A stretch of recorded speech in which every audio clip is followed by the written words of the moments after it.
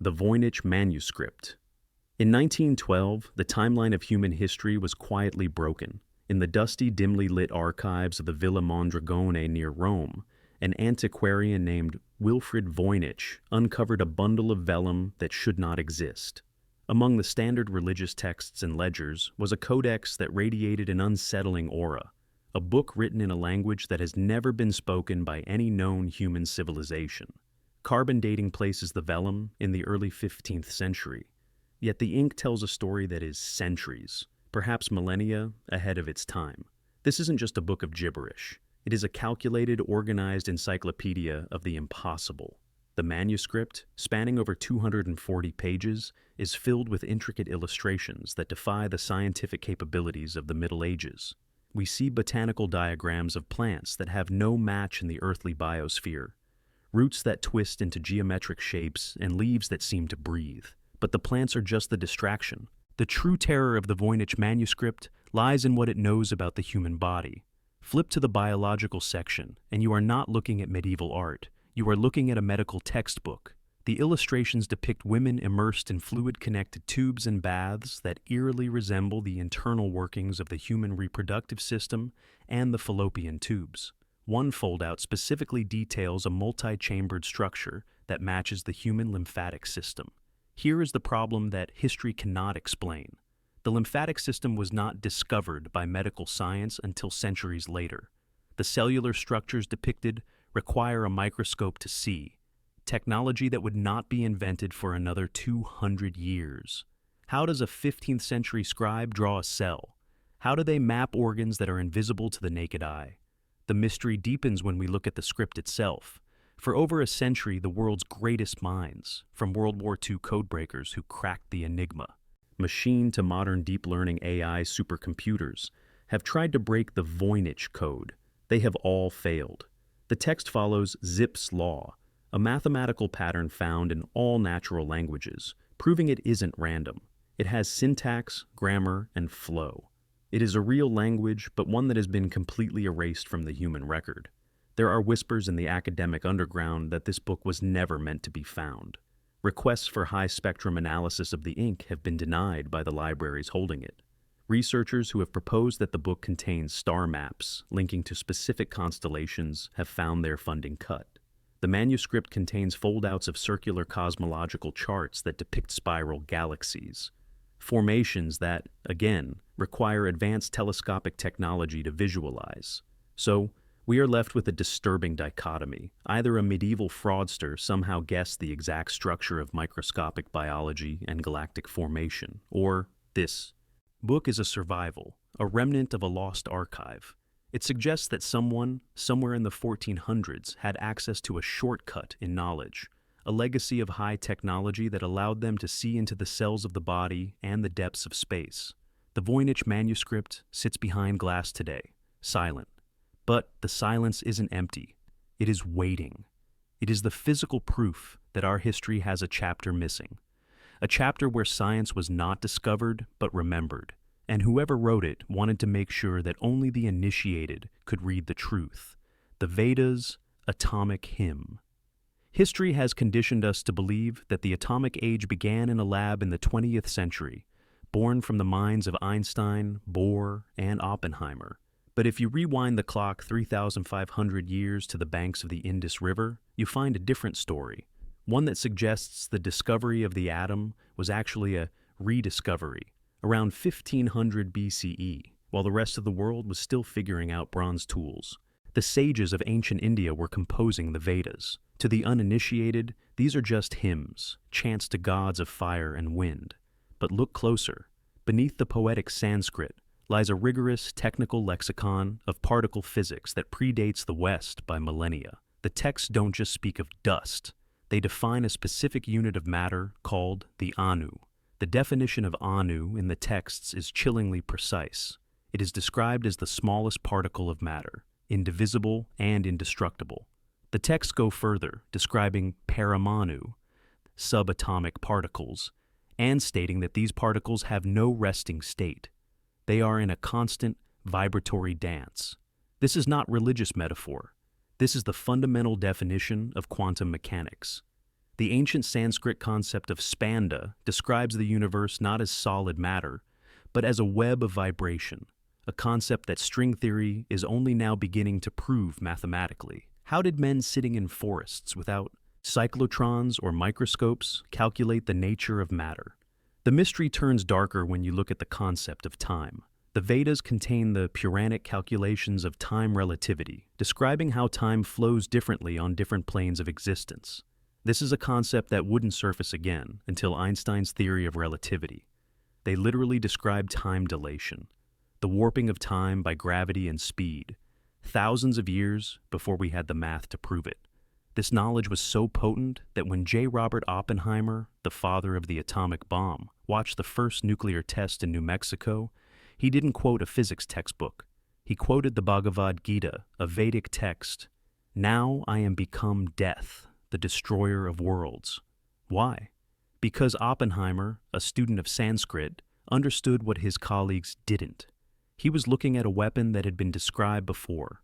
There are whispers in the historical record that this knowledge wasn't just meditated upon. There are references to divine sight, a cognitive technology or a lost method of perception that allowed these ancient seer scientists to observe the microscopic world directly. But the modern academic establishment has worked tirelessly to keep these texts in the mythology section of the library. In the 19th century, colonial translators deliberately reinterpreted these technical terms as spiritual metaphors to maintain the narrative of Western scientific superiority. In the 1980s, a paper highlighting the similarities between Upanishadic atomism and modern quantum physics mysteriously disappeared from circulation in India, fueling rumors of a deliberate suppression campaign. The Vedas serve as a stark warning. They suggest that science isn't a straight line of progress, it's a cycle, and we are only just now catching up to the physics that was chanted in the dark thousands of years ago. The question is, if they knew how to understand the atom, did they also know how to split it? And if so, where are the craters of the previous atomic age? The Dendera Light. Deep beneath the baking sands of Upper Egypt, inside the Temple of Hathor at Dendera, there is a crypt that was never meant for the public eye.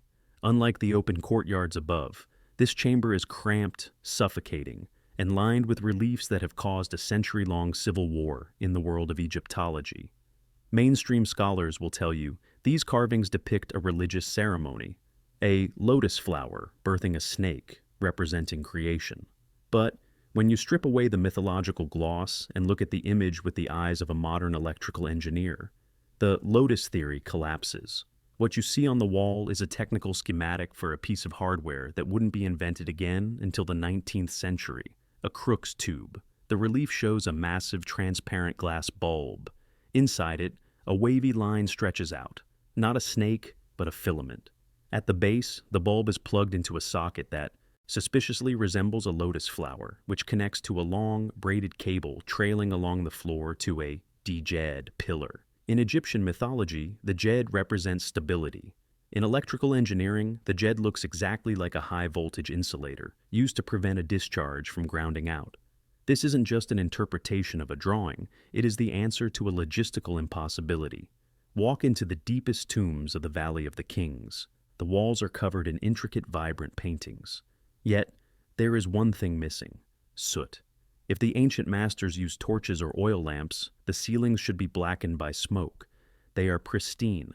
Mirrors reflecting sunlight don't work. The light diffuses and grows too weak after a few turns in the tunnel. The only way to paint those tombs was with a steady, smokeless light source. When the Dendera Light theory gained traction in the 1970s, engineers built working models based on the reliefs. They worked. The vacuum tubes glowed with a violet plasma light. But the moment the physical proof appeared, the academic Iron Curtain fell. Access to the specific crypt at Dendera was restricted. A German documentary team that filmed the space had their footage pulled from broadcast. Then there is the Baghdad Battery, a clay pot containing a copper cylinder and an iron rod found in neighboring Iraq. We know the ancients could generate voltage. Is it so impossible that the Egyptians, masters of engineering, who aligned the pyramids to true north with laser-like precision, figured out how to harness that voltage for light? The establishment insists these are just cult objects. But the suppression of this theory feels less like academic disagreement and more like damage control. If the Egyptians had electricity, even in a primitive form, it implies a technological regression that historians refuse to accept. They want us to believe in a slow, linear climb from darkness to light. But the walls of Dendera suggest the lights were on 4,000 years ago, and we are the ones who have been left in the dark. The Han Dynasty. Propulsion Scroll. In the year 32 CE, during the chaos and brilliance of the Eastern Han Dynasty, a text was presented to the imperial court that was so dangerous it was almost immediately archived and forgotten. It was the Ji Qi Zhu Lun, roughly translated as the Treatise on Engine Principles. Attributed to the shadowy inventor Kong Shen, the scroll didn't describe chariots pulled by horses. It described a vessel that moved by capturing the sky's breath. For centuries, this was dismissed as poetic fantasy, a story about magic kites. But when a fragmented copy of the text resurfaced in the sealed library cave of Dunhuang in the 20th century, modern aerospace engineers realized they weren't reading poetry. They were reading a manual on jet propulsion. The surviving diagrams are terrifyingly ahead of their time. They show cylindrical devices fitted with rotating blades, a primitive but functional axial compressor. The text describes the mechanism of sucking air in, compressing it, and expelling it violently to create motion from within. This is the fundamental principle of the jet engine, describing thrust and intake nearly 2,000 years before the Wright brothers ever lifted off the ground. The scroll goes into specific detail about fins for stability and redirecting the airflow, concepts of aerodynamics that shouldn't have existed in a world that hadn't even invented the printing press yet. It speaks of spinning force to lift the frame, a clear understanding of torque and lift. But just like the other anomalies, as soon as the Ji Qi Lun began to attract serious scientific attention, it vanished. Chinese academic institutions that had initially celebrated the find suddenly went silent. The incomplete manuscript was removed from museum rotation, and digital copies were scrubbed from university databases. Rumors swirl that a more complete version of the text exists, hidden in a state-run research facility in Beijing, classified under national security. Why hide a 2,000-year-old scroll? Because of the implications. If the Han Dynasty possessed the theoretical knowledge of internal combustion and propulsion, it means the Industrial Revolution is not a unique event. It means humanity has knocked on the door of high technology before. There is a line in the scroll that haunts researchers. The bird does not ask the sky how to fly. It knows, for something once whispered it long ago. Was Kong Shen a singular genius, or was he documenting a technology that was already ancient in his time? The scroll suggests that the skies of ancient China weren't just filled with dragons. They may have been filled with machines, powered by a science we arrogantly believe we invented. The blueprint for flight was there all along, buried in a cave, waiting for us to stop looking at the ground. The Greek lens manuscript. History. Class tells a comfortable lie, that the telescope was born in the Netherlands in 1608, and Galileo was the first to unlock the heavens.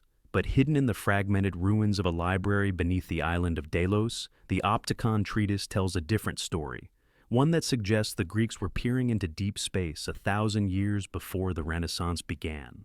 Discovered in 1896, this scroll is not a philosophical musing on sight.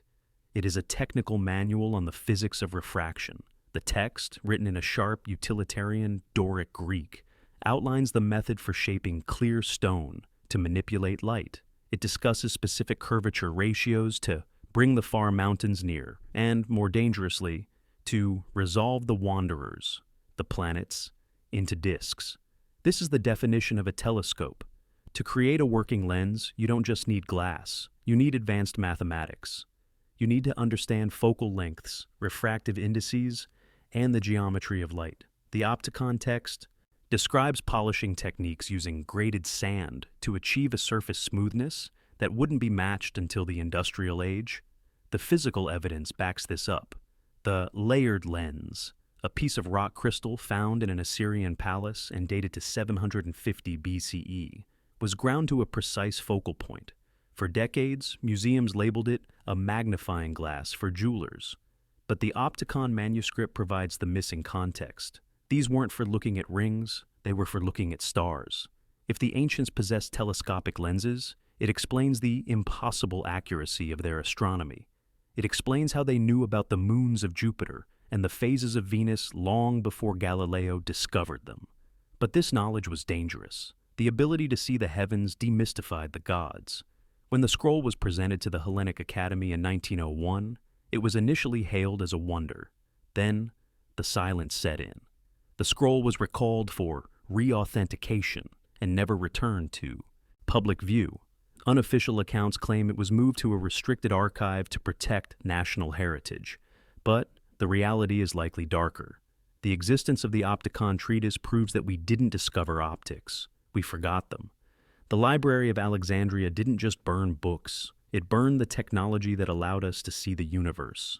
We spent the next millennium blind, unaware that the blueprint for sight was rotting in a cellar in Delos. The Sumerian sky charts. In the archives of the British Museum lies a shattered piece of clay that terrifies historians. It is catalogued as Tablet K8538. To the casual observer, it is just another artifact from the dusty plains of Nineveh. But to an astronomer, it is a smoking gun. This tablet is a planisphere, a star map. But it doesn't depict the sky as a Sumerian shepherd would see it. It depicts the sky with a mathematical precision that shouldn't exist in 3000 BCE. The tablet divides the heavens into sectors and tracks the movement of the planets with an accuracy that rivals modern computer models. Here is the anomaly. The tablet appears to account for Pluto. Pluto is invisible to the naked eye. It is a rock of ice at the edge of the solar system, only discovered in 1930 using photographic plates.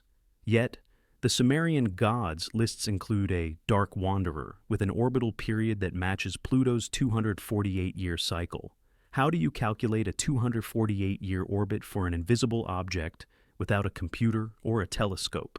Even more damning is the tablet's correction for retrograde motion. From Earth, planets sometimes appear to move backward in the sky due to our relative orbits.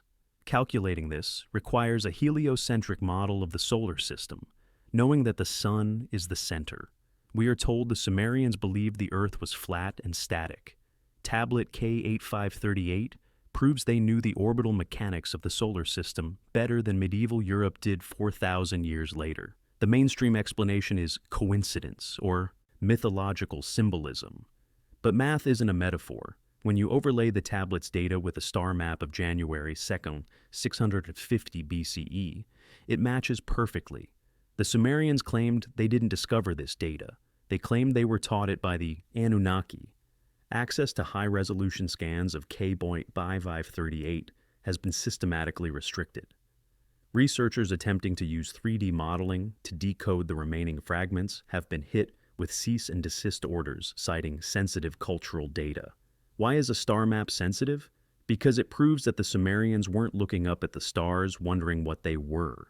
They were looking at a map that someone else gave them. The Book of Enoch's star maps. The Book of Enoch is the most famous forbidden book in history. Removed from the Bible, excluded from the Torah, and hidden in Ethiopian monasteries for centuries, it was rejected for being heretical. But reading it today, with a modern scientific lens, it's clear it wasn't banned. Because it was heresy. It was banned because it was a leak. Enoch doesn't describe spiritual visions. He describes a technical abduction. The text details his journey into the heavens guided by watchers.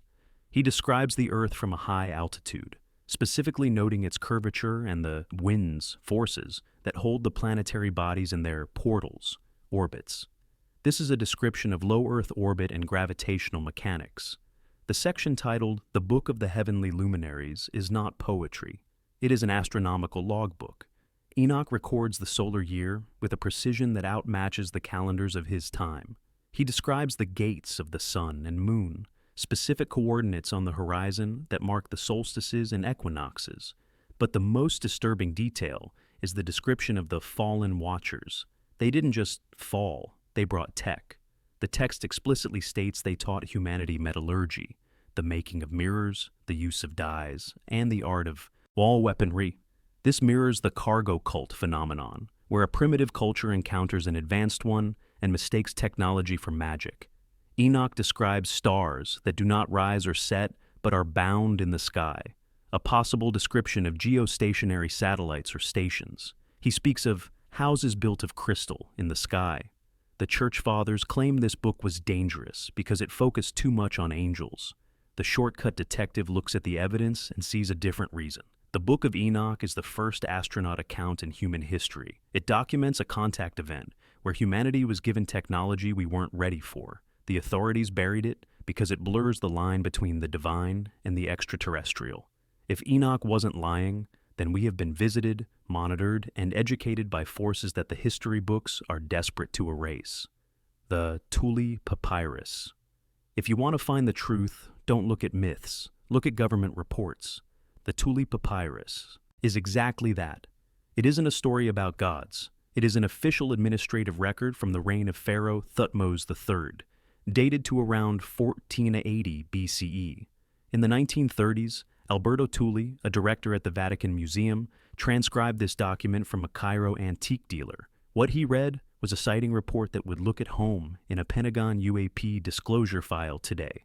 The papyrus states that in the year 22, circles of fire appeared in the sky. They had no heads, meaning no cockpit or crew visible. They were 1 rod long and 1 rod wide. But the key technical detail, the one that makes this authentic, is the silence. The text emphasizes that these massive glowing discs moved without sound. In the Bronze Age, power was loud. Thunder, stampeding horses, clashing swords. A silent force was inconceivable. The objects hovered for days, shining more than the brightness of the sun, before ascending into the sky and shooting south. This describes high-velocity anti-gravity, propulsion. The pharaoh didn't fall to his knees and worship them. He did what a military leader does. He ordered the scribes to record the data. Skeptics scream, hoax, because the original papyrus has vanished. The Vatican claims they don't have it. The Cairo Museum claims they never saw it. But handwriting experts have verified Tulli's transcription matches the hieratic script of the 18th dynasty perfectly. The language used is the dry, factual tone of a court scribe, not a priest. This was a close encounter of the first kind, recorded by the most powerful government on earth at the time. The silence surrounding the Tulli Papyrus is deafening. Why does the Vatican refuse to open its archives to search for the original? Perhaps because it proves that the sky gods of Egypt weren't hallucinations. They were pilots, and Thutmose III knew exactly what he was looking at. A fleet that commanded the sky with a technology Egypt could admire but never touch. The Mayan codices and DNA symbols. Deep in the jungles of Mexico, the Maya left behind a library of folding books written on bark paper that chart the movement of the stars with computer-like accuracy. But the Dresden Codex contains something far more disturbing than a calendar. It contains a biological blueprint.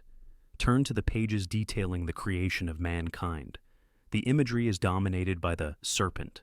But this is not a snake. It is a rope. A twisted double-stranded cord that spirals around a central axis. In the Codex, we see 2 intertwined strands connected by horizontal bridges or rungs. To a geneticist, this shape is unmistakable. It is the double helix. It is DNA. The Maya didn't just draw it, they built their entire mythology around it. They believed that humans were woven into existence by the gods using a sacred recipe. The Codex depicts divine beings manipulating these twisted cords, literally splicing life together. In one panel, a figure is shown emerging from the mouth of the serpent, a symbol often interpreted as rebirth, but which looks startlingly like a schematic for genetic extraction or cloning. Here is the shortcut logic. DNA is microscopic. It is 2.5 nanometers wide. You cannot see it with the naked eye. You cannot guess its shape. The double helix was discovered by Watson and Crick in 1953 using X-ray crystallography. Yet, the Maya were painting it on bark paper 1,000 years ago. Furthermore, the murals at Bonampak show figures performing procedures that look less like rituals and more like medical operations, complete with what appear to be surgical tools and light beams. The academic establishment calls this symbolic art. But when a civilization obsessed with mathematics and time draws the exact molecular structure of life, that is not a symbol. That is a diagram. The Maya didn't just watch the stars. They understood the software of biology, and they left the manual behind for us to find. The Nag Hammadi Scrolls. In 1945, the same year the atomic age began, an Egyptian farmer digging for fertilizer struck a sealed clay jar. Inside were the Nag Hammadi scriptures, texts that had been hunted down and burned by the early church. Why were they so dangerous? Because they don't describe a God of love. They describe a glitch in the system. These Gnostic texts, specifically the Apocryphon of John, present a terrifying concept, that our reality is not the base creation. It is a copy, a simulation. The text claimed that the material world was created by an imposter entity called the Demiurge, an arrogant architect who built a flawed world to trap divine sparks, human consciousness. They use technical language that mirrors modern computer science. They describe the physical world as a whole, a veil or projection. They speak of archons, rulers, who maintain the illusion and feed off human emotional energy. This aligns perfectly with the modern simulation hypothesis proposed by physicists and philosophers like Nick Bostrom. The Gnostics argued that the universe is a construct of information, not matter. They describe the counterfeit spirit, a program inserted into humanity to make us forget our true origin. When you read the Nag Hammadi library, you aren't reading religion. You are reading the red pill. The Gnostics were arguing that we are living in a holographic universe, 1,600 years before quantum physics suggested the same thing. The Church declared these texts heretical, not because they were false, but because they broke the fourth wall. They told the audience that the stage wasn't real. The Nag Hammadi Scrolls are the earliest known hack of the human operating system, warning us that the reality we see is just a user interface, and we don't have admin access. The Piri Reis Map, the new evidence. And finally, the text that breaks the timeline completely. This is the one the history books are terrified of. In 1929, historians discovered a map drawn on gazelle skin by the Turkish admiral Piri Reis. Dated to 1513, Reis wrote that it was compiled from 20 older charts, some dating back to the time of Alexander the Great. The map shows the eastern coast of South America and the western coast of Africa with shocking accuracy. It even includes the Andes Mountains, which hadn't been explored by Europeans yet. But look at the bottom of the map. It depicts a massive coastline running along the south. This is Antarctica. Here is the impossibility.